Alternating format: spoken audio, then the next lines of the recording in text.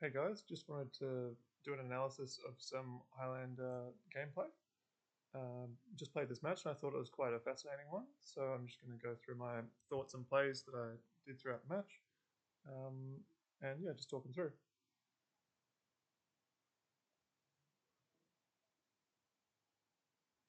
So opening hand is a little slow on the draw.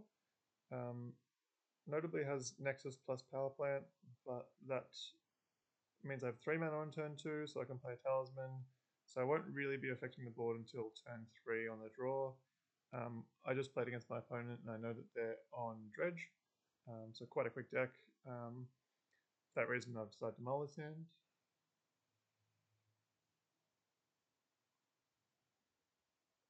This hand's a little bit better. It has Gemstone Caverns plus Eternal Scourge, which is a nice little combo where the usual card disadvantage you get from Gemstone Caverns is kind of offset because your Scourge you can cast from exile, so that's always a nice little combo.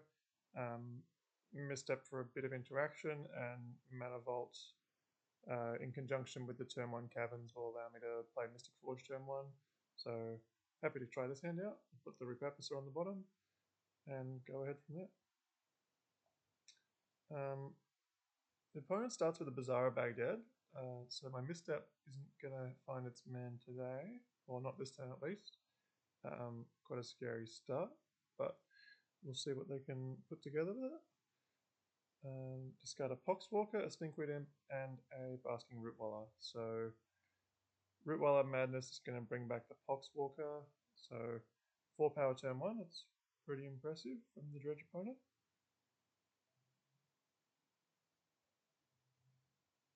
I draw a Khan.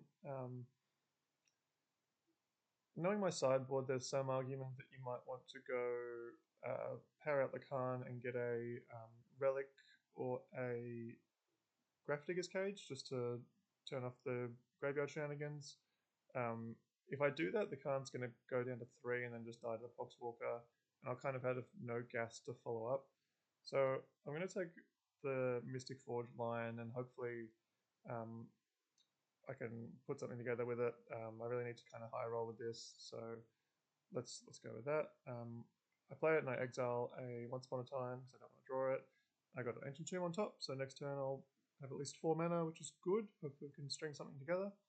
Um, Opponent dredges and uses Bazaar on their turn to start out. Plays a land, cracks it. Plays a Deathrite, happy to misstep that. Gets in for 4. I'll take my point off of the Mana Vault and I find a Ballista on top, so that's a nice site to kind of deal with the power here. So I'll play my Tomb, play out the Ballista. If there's any zeros on top, I'll cast those, but that should be my turn. See Tolarian on top, so that's a really good sign that I can kind of start snowballing some mana, doing something a bit bigger the following turn. They dredge their Stinkweed Imp, play Cookbook,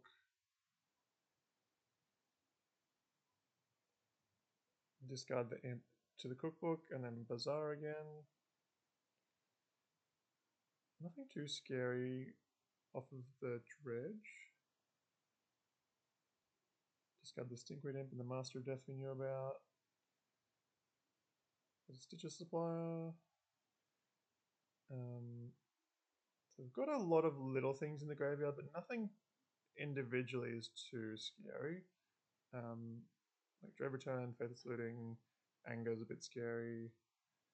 So you've got some stuff going on. They might have an attack here, but they decide not to attack. Fair enough, given I've got a block on either of the 1/1s with Ballista. I find a Kozilek's Command on top. This is a really interesting spot where I know I'm going to cast it for basically all of my mana, but basically every mode has some kind of merit to it. When you have Mystic Forge plus Kozilek's Command, you can scry a bunch, make a bunch of Scions, and then with the scries, you stack your deck that you can cast a lot of stuff with the Mystic Forge. So that's pretty appealing to go Scions plus scry and draw. Obviously, the graveyard option is pretty interesting as well. So if I can do it for X5, I can hit Faithless Looting, Dread Return, Anger, a couple other things. So that's pretty good too. Ultimately, I do decide to go with exiling 5 cards from graveyard and making Scions. The Scions in conjunction with the Ballista are pretty nice. I can block with the Scions and then pump mana into the Ballista. Sorry about that. Fortunately, I hit a Candelabra off the top of my with the Mystic Forge, so I play that out. Find a Jeweled Amulet on top, so I play that as well.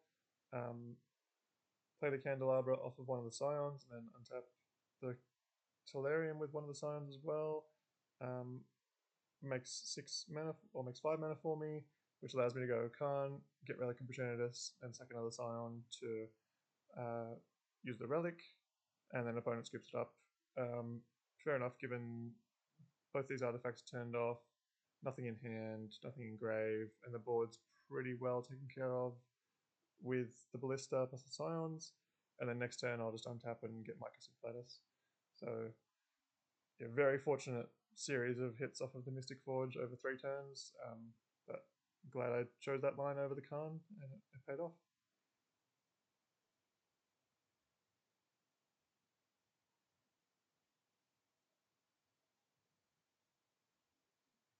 Game 2.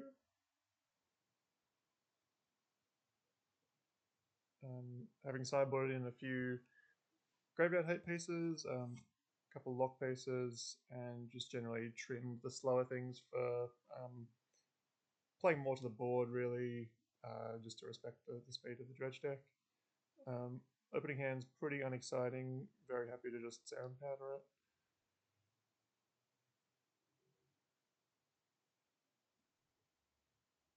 Next hand is close. It's got Caverns plus Eternal Scourge again, which is good, but it only gives me 2 mana on turn 1, which I can't really do much with.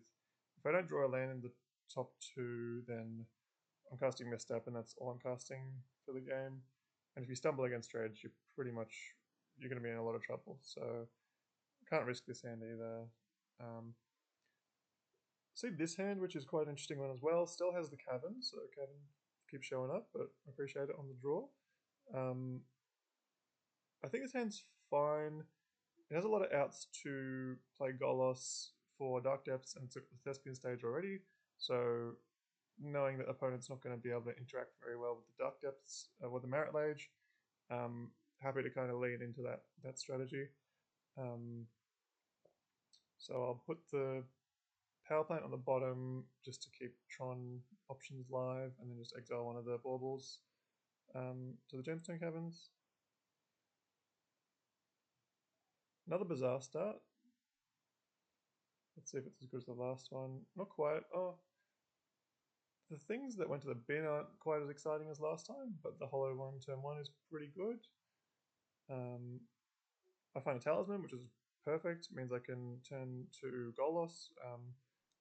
Absolutely ideal. Means I can set up a turn 3 Dark Depths, and the Golos blocks the Hollow one and now the Vengevine, if they are able to present a quick start.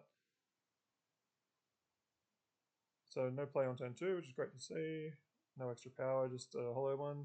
So all I gotta do is play Golos, that checks the Hollow one, and then assuming they haven't got Wasteland or Strip Mine, which they very well might at this point. I haven't actually seen much in the way of their points, but hopefully I can just fade Strip Mine or Wasteland, and if I can, then I've got a Merit Lage, and that should be pretty hard for them to stop.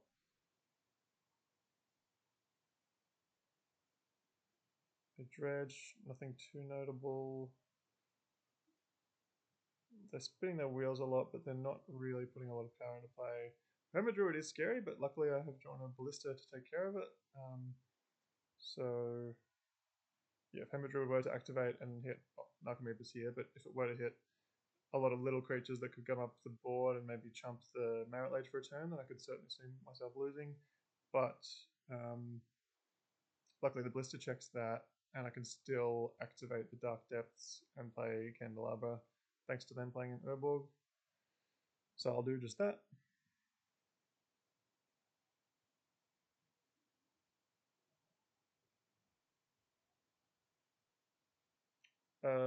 At this point, I decide I'm just going to activate the Dark Depths now because it's more likely they have a Wasteland or a Strip Mine than sorcery speed removal that would blow me out for doing it sooner. They see the Merit Lage and they can see.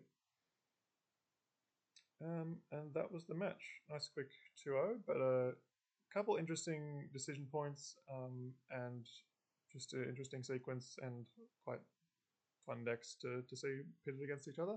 So I thought I'd show that match. Thanks for watching and stay tuned for more Highlander content.